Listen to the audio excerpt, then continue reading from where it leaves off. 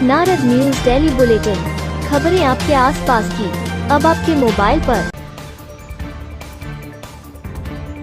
कृषि उत्पादन मंडी परिसर में किसान भवन और गोदाम के निर्माण की आस किसानों को जगी है। रविवार को मंडी परिसर के नवनियुक्त अध्यक्ष और उपाध्यक्ष के स्वागत समारोह में पहुंचे सूबे के कृषि मंत्री सुबोध उनियाल ने एक सप्ताह में इसके लिए टेंडर प्रक्रिया शुरू करने का आश्वासन दिया है। स्वागत समारोह में मौजूद व्यापारियों और किसानों को संबोधित करते हुए कृषि मंत्री ने कहा कि केंद्र और प्रदेश सरकार किसानों की आय दोगुना करने के लिए कई योजनाएं संचालित कर रही है। ग्रामीण किसानों की आय को बढ़ाने के लिए सरकार ने सहकारी समितियों के माध्यम से मंडवा और चौलाई खरीदने का निर्णय लिया है। उन्होंने कहा कि सहकारी समितियों में समर्थन मूल्य के आधार पर किसानों से मोटा अनाज खरीदा जाएगा। प्रदेश में बंजर पड़ी जमीन पर सघन पौधों की खेती कर पलायन को रोकने का प्रयास किया जा रहा है। स्वागत समारोह में मौजूद विकासनगर विधायक मुन्ना सिंह चौहान ने कहा कि पछुआदून की मंडी और बाजार को मजबूती देने के लिए हिमाचल प्रदेश के सिरमौर जिले का सीधा संपर्क विकासनगर से होना जरूरी है। इसके लिए नावघाट में यमुना नदी पर दोनों राज्यों को जोड़ने वाले पुल का निर्माण कार्य शुरू कर दिया गया है।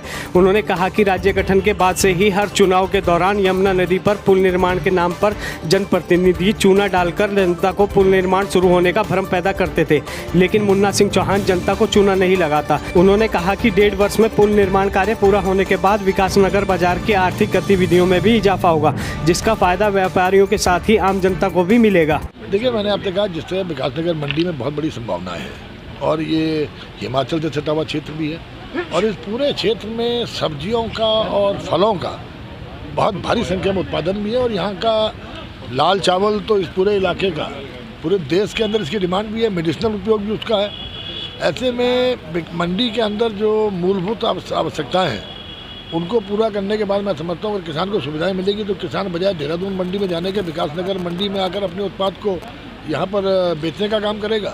तो इसी से जो अध्यक्ष जी ने यहाँ पर ये आज मांग की थी उसमें उस काम से मैंने एक गोडाउन की घोषणा की और साथ ही साथ जो गांवों के ग्रामीण क्षेत्र किसान आते हैं उनको रुकने की व्यवस्था के लिए इन्होंने किसान भवन मांगा था, उसको भी मैंने स्वीकृति दी है ताकि यहाँ पर जब भी मूलभूत सुविधाएं किसानों को मिलेंगी तो किसान कोशिश करता है कि नज़दीक से नज़दीक की मंडी में जाए। और जिस तरह से यहाँ से उत्तर प्रदेश की सीमाओं से जुड़ा हुआ क्षेत्र है, जिस तरह ये हिमाचल की सीमाओं से जुड़ा हुआ क्षेत्र है, देहरादून हमारी राजधानी से जुड़ा हुआ क्षेत्र है, यहाँ बहुत बड़ी संभावनाएं हैं व्यापार की, खासकर कृषि उत्पाद के व्यापार की। तो उसको देखते हुए निकट भविष्य में यहाँ पर हम चाहेंगे कि यहाँ पे एक कोल्ड स्टोरेज भी बने ताकि जो सब्जियों को भी प्रिजर्व करने की यहाँ पर व्यवस्था हो। सहसपुर विधानसभा क्षेत्र के अंतर्गत होरावाला गांव में कांग्रेस के जन की बात कार्यक्रम का आयोजन हुआ।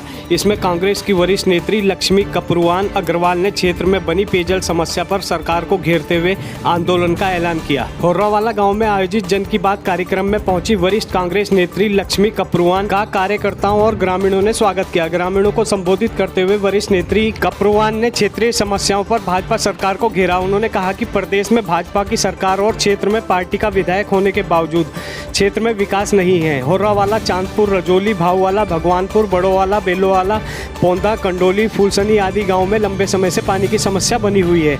ग्रामीण कई किलोमीटर दूर से पानी को ढोकर अपनी प्यास बुझा रहे हैं, लेकिन बार बार शिकायत और मांग के बावजूद क्षेत्र में पेयजल जैसी मूलभूत समस्या का समाधान नहीं हो सका है, जिसे अब बर्दाश्त नहीं किया जाएगा। उन्होंने चेतावनी देते हुए कहा कि जल्द क्षेत्र में पेयजल आदि समस्याओं का समाधान नहीं हुआ तो भाजपा सरकार के खिलाफ सड़कों पर उतरकर आंदोलन किया जाएगा। इस दौरान सुरेश कुमार, राम कुमार, जसवीर, पूजा, आकाश, मोनिका, दीपिका, ममता, तारा देवी, सुनीता, रीता, सोनिया, गीता आदि मौजूद रहे। उत्तराखंड में कोरोना को लेकर लगातार राहत मिल रही है। 13 जिलों में सिर्फ 2 जिलों में नए कोरोना संक्रमित मिले हैं। ये संख्या भी मामूली है।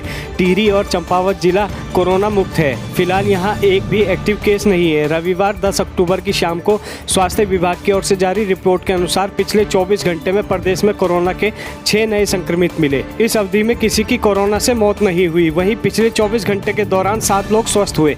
प्रदेश में एक्टिव मरीजों की संख्या अब 172 है।